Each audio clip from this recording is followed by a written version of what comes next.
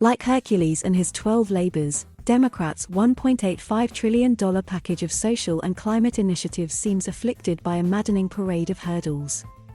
Looming ahead is the Congressional Budget Office, which could cause problems that would be messy but probably surmountable. The office, created in 1974 as Congress's nonpartisan fiscal scorekeeper, is working on a 10-year cost estimate of the bill and its component spending and tax proposals. The key question politically is how close the measure comes to paying for itself with savings, like President Joe Biden and top Democrats claim it does. Here's a guide to understanding the numbers blizzard that CBO is about to unleash. After months of backbiting and bargaining among Democrats, House Speaker Nancy Pelosi and Senate Majority Leader Chuck Schumer are confronting the same stubborn problem.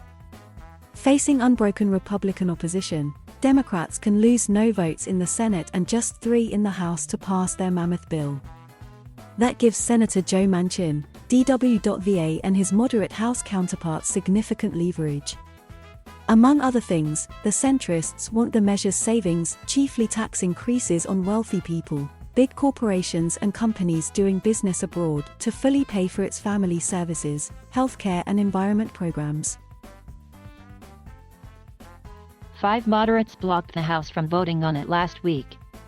They demanded to first see CBO's official estimate of the bill, mainly to see if the agency thinks it would worsen already huge federal deficits.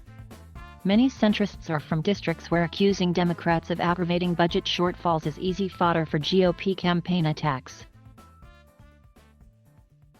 In a compromise with progressives, the centrists said they'd vote for the bill if CBO figures are consistent with preliminary White House estimates asserting that the measure paid for itself. They promised to try resolving discrepancies if CBO's numbers were worse. Pelosi, California hopes to finally push the measure through her chamber next week. The Senate is certain to change the bill and its work will take longer. Maybe, eventually. The Budget Office has released estimates on pieces of the 2,100-page legislation. It has promised overall figures as soon as practicable, but the exact timing is uncertain. That means a complete score on the bill may not be ready next week. If that's the case, would House moderates accept partial CBO numbers or cost estimates from another source? Demand fresh assurances from Biden and Pelosi? Insist on changing the bill, or delaying it again? That's unclear. Concerns about worsening inflation may only intensify moderates' qualms. In a reassuring report for Democrats, Congress's Joint Committee on Taxation, which works with CBO and produces nonpartisan estimates about tax legislation, said last week the measure would raise $1.5 trillion in new revenue over the next decade. That alone would cover most of the legislation's cost. Yet there's another complication. Unlike the White House's early estimate, CBO's score may show the bill isn't fully paid for. It follows stricter rules for making calculations than the White House, which, no matter which party holds the presidency, almost always produces rosier numbers than CBO. For example, the White House estimated that by increasing IRS tax enforcement, mostly aimed at the highest earners, by $80 billion over 10 years, the bill would raise $480 billion in additional revenue. Under guidelines CBO follows, it's not expected to credit the bill with any savings from tougher tax audits. In any event, the Budget Office projected in September that giving the IRS $80 billion would yield just $200 billion in additional revenue. Even if CBO's numbers aren't great, there's reason to believe the bill would survive. When lawmakers have reached a political consensus to do something, bad budget numbers seldom upend it. Democrats know that sinking legislation carrying Biden's top domestic priorities would threaten disaster in next year's congressional elections. At key moments like that, Congress is renowned for its political and budgetary dexterity. Though CBO's numbers determine a bill's official price tag, Democrats could simply talk instead about better figures from the White House or elsewhere to paint a brighter fiscal picture. That's what Republicans did in 2017 when they claimed their huge tax cut would pay for itself, even though CBO projected it would worsen deficits by well over $1 trillion.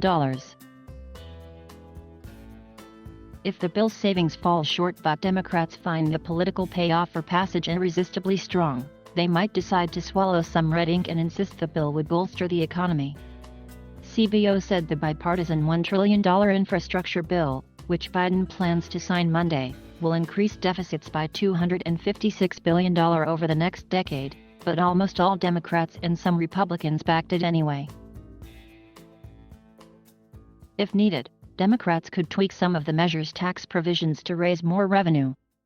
Moderates could try forcing progressives to accept additional spending reductions in a bill that's already been squeezed down from an earlier $3.5 trillion price tag. That would encounter stiff resistance from progressives who say they've compromised enough.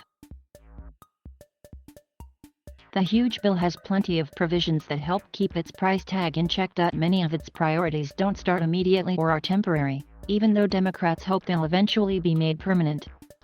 Since the cost of legislation is measured over 10 years, that effectively makes those programs seem more affordable. More generous tax credits for children and many low-income workers are extended for just 1 year. Subsidies for buying private health insurance would last 4 years, while free universal preschool and bolstered child care benefits would run for 6 years. New Medicare hearing benefits would begin in 2023, paid family leave in 2024. Thank you for watching. Please subscribe.